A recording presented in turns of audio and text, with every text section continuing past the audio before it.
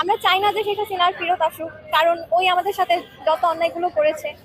কিন্তু মানে আয়নাঘর হওয়ার পর থেকে আমরা আরো বেশি হাইপার হয়ে গেছি সবাই। পড়াশোনা আছে কিন্তু দেশটা সবার আগে। যতদিন না দেশটা সংস্কারে আসছে আমরা রাজপথ খাচ্ছি।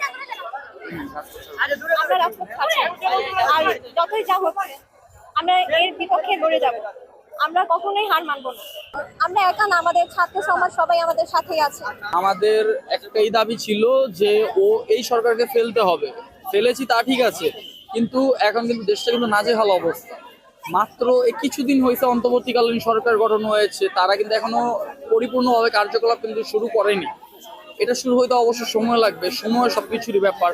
আমরা ছাত্ররা যেহেতু দেশ সংস্কারের দায়িত্ব নিয়েছি, জানি আমাদের পড়াশোনাও আছে এবং আরো দায়িত্ব আছে আমরা, কিন্তু যতটুকু আমরা পারি এটা একটা এক হিসেবে উদাহরণ হয়ে থাকবে আগামী যারা আসবে তাদের জন্য, যে তোমার ভাইয়েরা তোমাদের জন্য যা করে গিয়েছে তোমরা এটাকে বজায় রাখবে এবং তোমরা এটাকে এগিয়ে নিয়ে যাবে।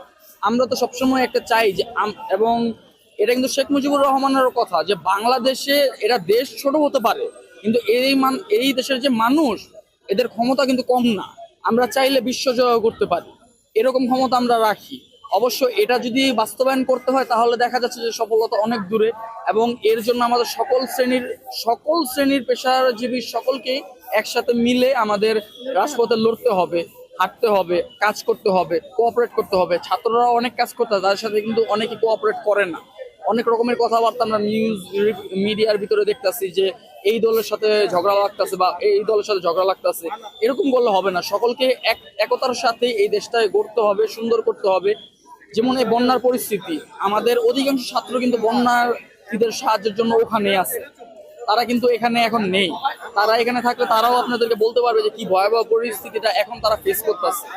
সো আমি মনে করি যে আমাদের সকলকেই কাঁধে কাঁধ মিলিয়ে এই দেশটাকে নতুন করে গড়ে তোলা উচিত, যেটা আমার আর কি ধারণা।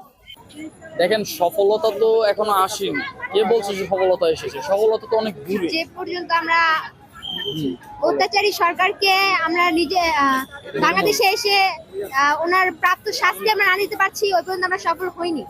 এই পর্যন্ত আমরা সফল হইনি যে পর্যন্ত আমাদের ভাইদের রক্ত বৃথা, যে পর্যন্ত ভাইদের রক্ত বৃথা যেতে জীবনে, এবং কি ওনাদের রক্তে যে মানুষ এতগুলো মানুষ, যে স্বৈরাচারী সরকার এতগুলো মানুষকে নির্বিচারে হত্যা করলো, তার যোগ্য শাস্তি না দেওয়া পর্যন্ত আমরা এ পর্যন্ত সফল হয়েছি বলে আমাদের মনে হচ্ছে না। আর দ্বিতীয়ত কথা হচ্ছে যে দেখেন